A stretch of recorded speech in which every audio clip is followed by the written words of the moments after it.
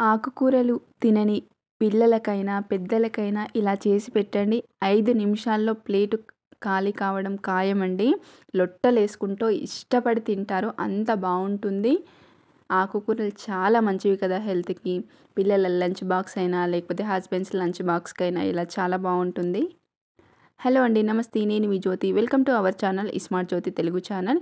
ఈ రెసిపీ కోసం ముందుగా 4 కట్టలు మీడియం సైజు పాలకూర కట్టలు తీసుకున్నానండి. ఇదిగోండి. ఇలా ఎడ్జెస్ మాత్రమే తీసేస్తున్నాను. కాడలు మొత్తానికి తీసేయట్లేదండి. ఇలా ఎడ్జెస్ తీసేసిన తర్వాత శుభ్రంగా ఒక 3 టైమ్స్ కడిగేసుకోవాలి.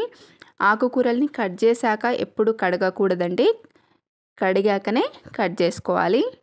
ఇదిగోండి. ఇలా శుభ్రంగా 3 టైమ్స్ కడిగేసుకొని ఇలా కట్ చేసుకోవాలి. మరీ సన్నగా అవసరం లేదండి. మనం మిక్సీ పట్టుకుంటాం కాబట్టి ఇలా కట్ చేసుకుంటే సరిపోతుంది. ఇలా మనం కట్ చేసుకున్న మొత్తాన్ని ఒక మిక్సీ జార్లో వేసుకోవాలి. ఆకుకూర పేస్ట్ అయితే చాలా తక్కువగా అవుతుంది కాబట్టి మిక్సీ జార్లో ఫుల్ అయినా పర్లేదండి. ఇదిగోండి. ఆకుకూర వేశాక ఒక 12 పచ్చిమిర్చి తీసుకుంటున్నానండి. పచ్చిమిర్చి అనేవి తుంచి తీసుకోవాలి. అంటే కారం తినేదాన్ని బట్టి వేసుకోవాలండి పచ్చిమిర్చి. ఇక్కడ మేము తినేదాన్ని బట్టి నేను 12 పచ్చిమిర్చి ఇలా తుంచుకొని వేసుకున్నాను.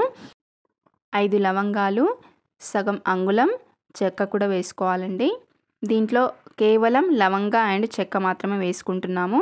అలాగే పావు టీ స్పూన్ మిరియాలు, ముప్పావు టీ స్పూన్ రాళ్ళుప్పు. ఉప్పు చూసుకొని వేసుకోవాలని నేను కాస్త తక్కువగానే వేస్తున్నాను. 1/2 కప్పు వాటర్ అండి. అంటే టీ తాగే గ్లాస్తో 1/2 గ్లాస్ వాటర్, కొద్దిగా వాటర్ వేసుకుంటే మిక్సీ అనేది ఫైన్డ్గా అవుతుంది కాబట్టి ఇదిగోండి ఇలా ఫైన్డ్గా మిక్సీ పట్టుకోవాలండి. ఎంత వీలైతే అంత ఫైన్డ్గా మిక్సీ పట్టుకోవాలి. ఒకవేళ వాటర్ లేకపోయినా మిక్సీ అవుతుందంటే అలా చేసుకున్నా పర్లేదు. ఇప్పుడు దీన్ని పక్కన పెట్టేసి ఇప్పుడు స్టవ్ పై ప్యాన్ పెట్టేసుకొని పావు టేబుల్ స్పూన్ ఆయిల్ వేసుకోవాలి. ఆయిల్ కాస్త వేడయ్యాక 6 ఎగ్స్ తీసుకుంటున్నానండి. అంటే నేను నలుగురికి సరిపోయేంత చేస్తున్నాను కాబట్టి 6 ఎగ్స్ తీసుకుంటున్నాను. ఇదిగోండి ఇలా. అందరికీ ఒక చిన్న మాట అండి. మీలో ఎవరైనా మన ఛానల్ని మొదటిసారి చూసినట్లయితే సబ్స్క్రైబ్ చేయడం మర్చిపోవద్దండి. రెసిపీస్ నచ్చితే మాత్రం లైక్ చేయండి. ఇదిగోండి. ఎగ్స్ వేసుకొని ఇలా మనం ఎగ్ బుజ్జకి ఎలా చేస్తామో అలా అనమాట. కాకపోతే దీంట్లో ఉప్పు, కారం, ఆనియన్స్ ఏమీ వేయము. ఇదిగోండి ఇలా పొడి పొడిలాడుతూ అయ్యేంత వరకు ఇలా చేసుకోవాలి. అలాగే పావు టీ స్పూన్ మిరియాల పొడి కూడా వేసుకోవాలి. సాల్ట్ వేయట్లేదండి. మిరియాల పొడి వేసి ఒక్కసారి అలా కలిపేసి ఇప్పుడు దీన్ని మొత్తాన్ని ఒక ప్లేట్లోకి తీసుకోవాలండి. అదే ప్యాన్ మళ్ళీ స్టవ్ పై పెట్టి 1 టేబుల్ స్పూన్ ఆయిల్ వేసుకొని దీంట్లో ఒక 10 వెల్లుల్లి రెబ్బలు సన్నగా కట్ చేసుకొని వేసుకోవాలండి. ఇలా వెల్లుల్లి వేసుకోవడం వల్ల టేస్ట్ అనేది చాలా బాగుంటుంది. ఇప్పుడు మనం మిక్సీ పట్టుకున్న పాలకూర, పచ్చిమిర్చి పేస్ట్ని కూడా వేసుకోవాలి. ఈ పేస్ట్ని వేసి స్టవ్ను మీడియం ఫ్లేమ్లో పెట్టుకొని కలుపుతూ ఉండాలి. మధ్య మధ్యలో ఇలా కలుపుతూ ఉండి పేస్ట్ అనేది చిక్కగా అవ్వాలండి. ఒకవేళ వాటర్ పోయకుండా మిక్సీ పట్టుకుంటే కాస్త చిక్కగానే ఉంటుంది. ఇదిగోండి ఇలా మొత్తం ఉడికించుకోవాలి. దగ్గరగా అవ్వాలన్నమాట. మధ్య మధ్యలో కలుపుతూ ఉండాలి నిమిషానికి ఒకసారి. ఇలా దగ్గరగా అయిన తర్వాత ఆయిల్ అనేది ఇదిగోండి సపరేట్ అవుతుంది. అప్పటి వరకు వేయించుకోవాలి. పచ్చివాసన మొత్తం పోతుంది. ఇలా ఆయిల్ సపరేట్ అయిన తర్వాత దీంట్లో మనం తీసిపెట్టిన ఎగ్ బుజ్జలో సగం వేసుకోవాలండి. మొత్తాన్ని వేసుకోకూడదు. సగం వేసి 1 నిమిషం పాటు అలాగే వేయించుకోవాలి. ఇలా చేయడం వల్ల టేస్ట్ బాగుంటుంది. మొత్తాన్ని ఒకేసారి అస్సలు వేయకూడదు. ఇలా ఆఫ్ వేసి 1 మినిట్ కలిపాక దీంట్లో వండి చల్లార్చుకున్న రైస్ అండి. రైస్ని కూడా వేసుకుంటున్నాను. నేను ఇప్పుడు చేసే క్వాంటిటీ నలుగురికి సరిపోయేటంత చేస్తున్నానండి. ప్యాన్లో రైస్ వేశాక స్టవ్ని హై ఫ్లేమ్లో పెట్టుకొని కలుపుతూ ఉండాలి.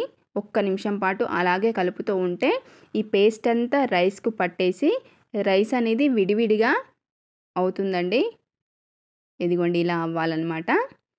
కలుపుతూనే ఉండాలి. స్టవ్ని హై ఫ్లేమ్లోనే పెట్టాలి. అప్పుడే మంచిగా అవుతుందన్నమాట. మనం ఏ ఫ్రై రైస్లు చేసుకున్న హై ఫ్లేమ్లోనే పెట్టుకుంటాం కదా.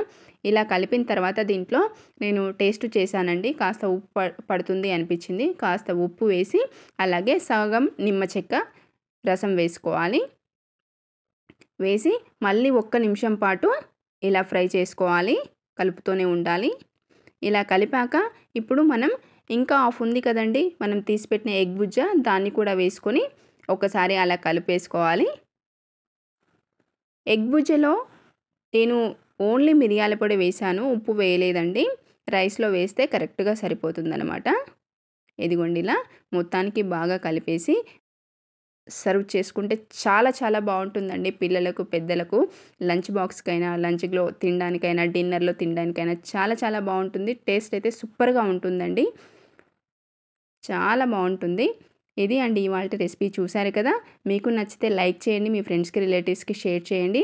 అలాగే మీలో ఎవరైనా మన ఛానల్ని మొదటిసారి చూసినట్లయితే సబ్స్క్రైబ్ చేయండి. ఇంకెందుకండి ఆలస్యం, మీరు చేసుకొని తిని ఎలా వచ్చింది ఏంటి అనేది కామెంట్లో షేర్ చేయండి.